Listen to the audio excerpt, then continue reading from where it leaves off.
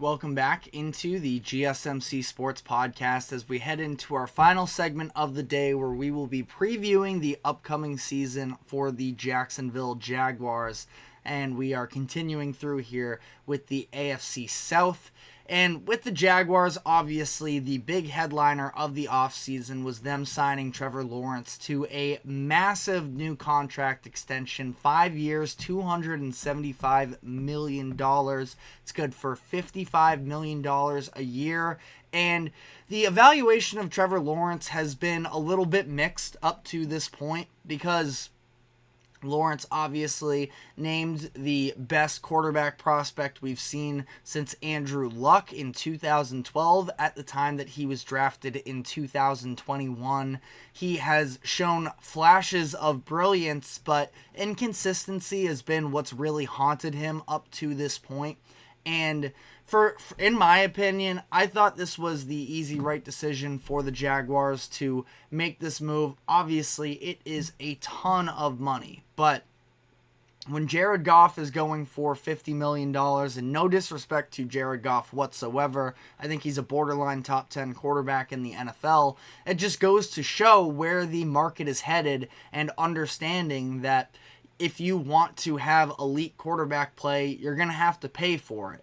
Now, the pressure is on Trevor Lawrence to actually back up this contract with elite quarterback play. And again, we've seen flashes, but there is something to, we are sort of waiting on him to fully break out. It seemed like last year was going to be when that fully comes into fruition, considering the fact that he led the comeback in the 2022-23 playoffs against the Chargers in the first round. It seemed like the Jaguars were sort of neck and neck with the Chiefs in the divisional round as well, but ultimately, that didn't happen last season. After starting off really good, Trevor Lawrence was dealing with injuries down the final stretch of the season, and they ultimately missed the playoffs. So the pressure is going to be on Trevor Lawrence, at least from the media. Ultimately, he got paid. So from that perspective, I think he's doing just fine in terms of pressure, but there's still a lot to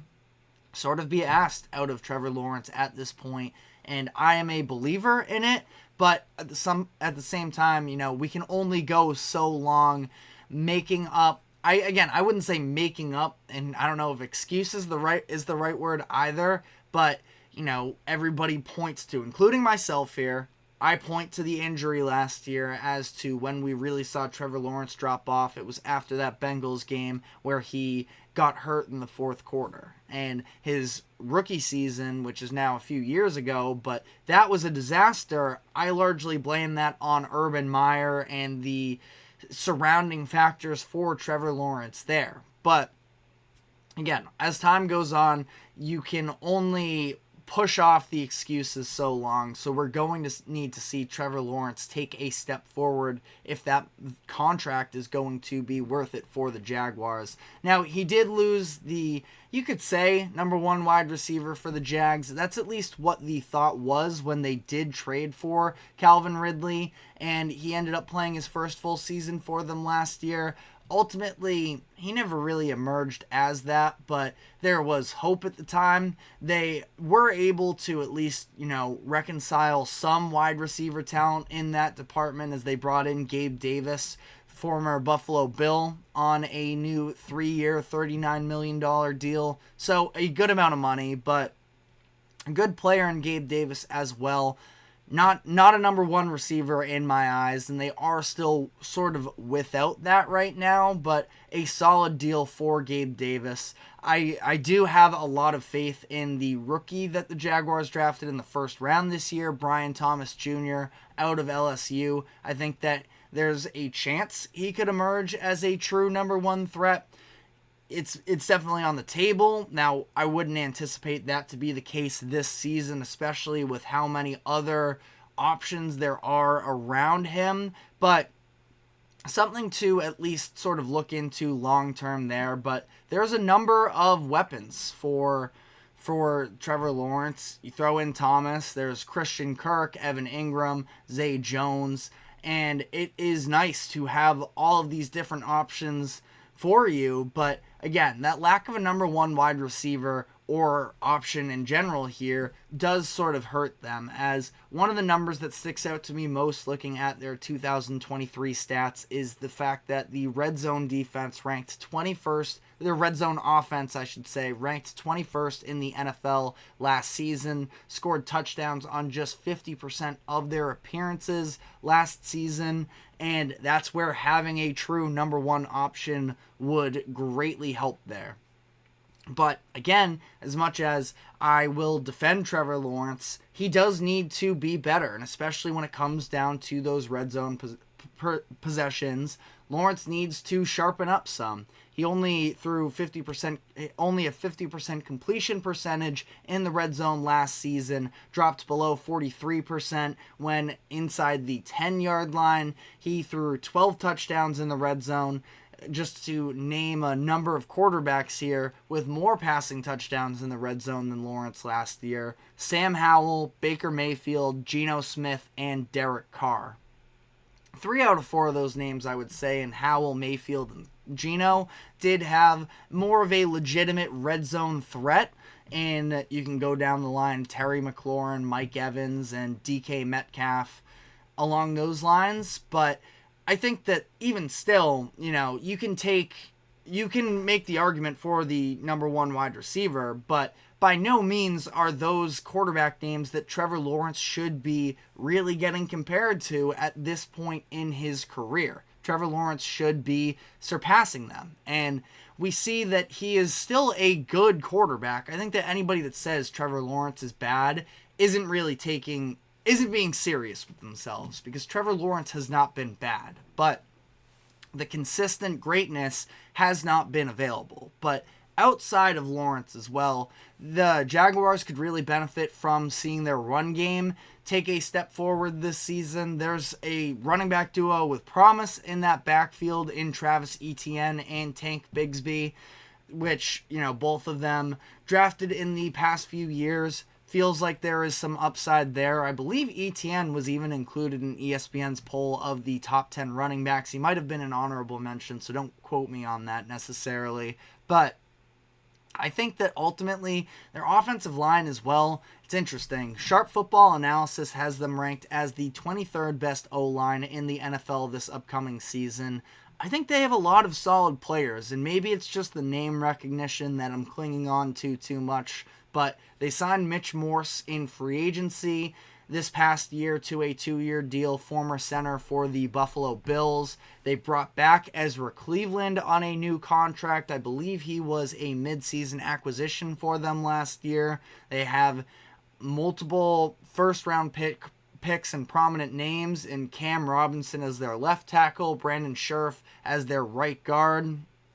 Scherf's best days are behind him, but still a reliable player in my eyes. And if Anton Harrison develops into what the Jaguars were hoping from him when they took him in the first round of 2023, that is a good group in my eyes. But again, ranked 23rd according to Sharp Football Analysis, so they have to prove themselves as an established group, which they have not done so up to this point.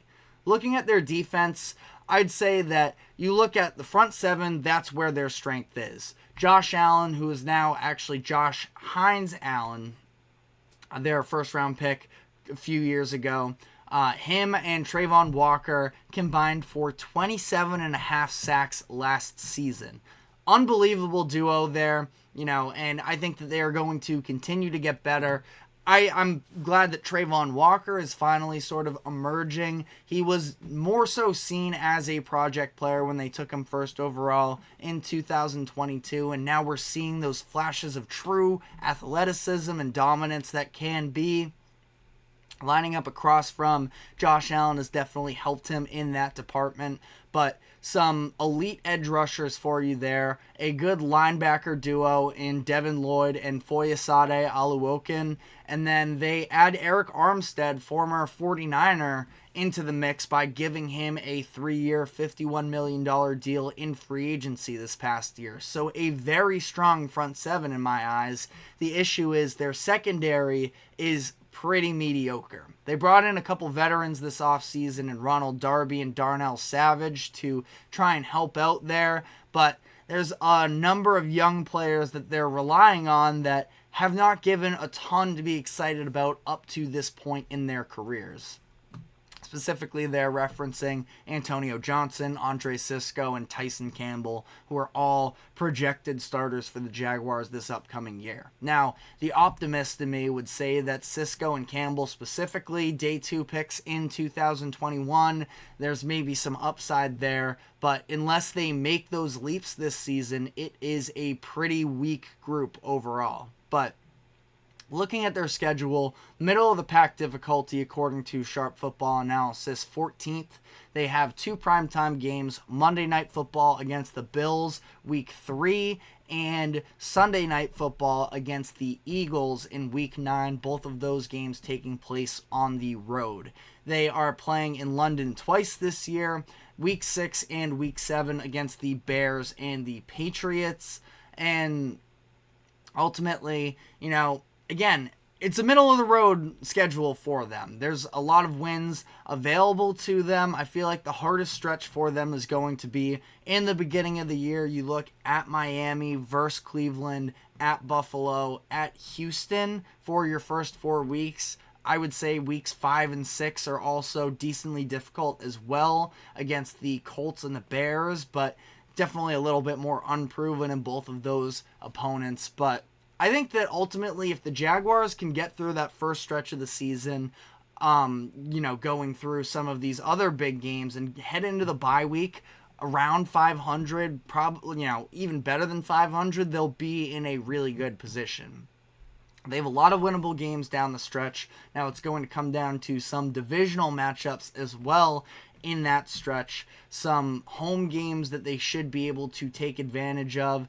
Or they should hopefully be able to, because home against the Texans, home against the Jets, and home against the Titans, those are 3 ones that they kind of have to have. Their over-under line for this season is 8.5, and I have them going over this year and winning 10 games. I feel like they were on pace to be one of the top seeds in the AFC if it weren't for Trevor Lawrence's injury last year, and here I am again sort of resulting to that ulterior reason that the Jaguars did not make the playoffs and that Trevor Lawrence didn't live up to expectations last year. But I do have faith in the offense. Again, the defense and getting into these shootouts is going to be the conversation because they can stop the run, but they don't necessarily have that run game themselves fully played out just yet. I think you can throw against the Jaguars. Trevor Lawrence needs to show why he is worth that money and outduel some of these opposing quarterbacks, which I do think is on the table.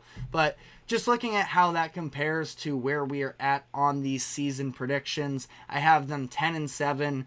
Same 3 teams are going to be in the mix again next year in the AFC South with the Texans and the Colts. It's going to be very contentious there at the top, and I think that more than likely we see probably 1, maybe 2 of these teams ultimately come out of the regular season into the playoffs, and I think the Jaguars can do it, but again, it's going to be very much on the shoulders of Trevor Lawrence. For whatever it's worth, just because I haven't mentioned his name yet, I do think that head coach Doug Peterson also does have something to prove as well here. Everybody, including myself, was praising him after the turnaround that we saw from year 1 to year 2 in terms of Trevor Lawrence. 2021, his rookie season with Urban Meyer, a disaster. Year 2, Doug Peterson takes over, has them go on this run down the stretch of the season, and they make the playoffs, win a playoff game.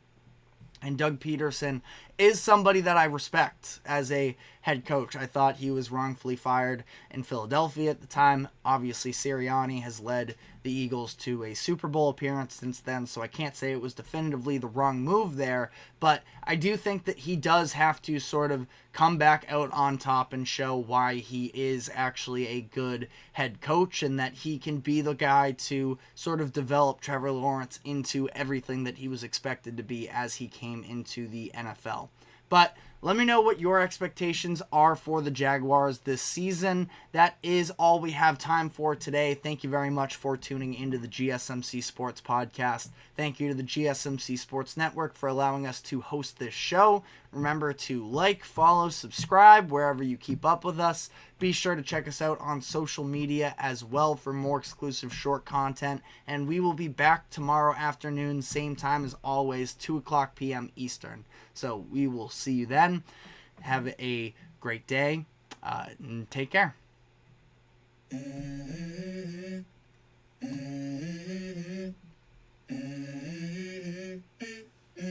Let's go.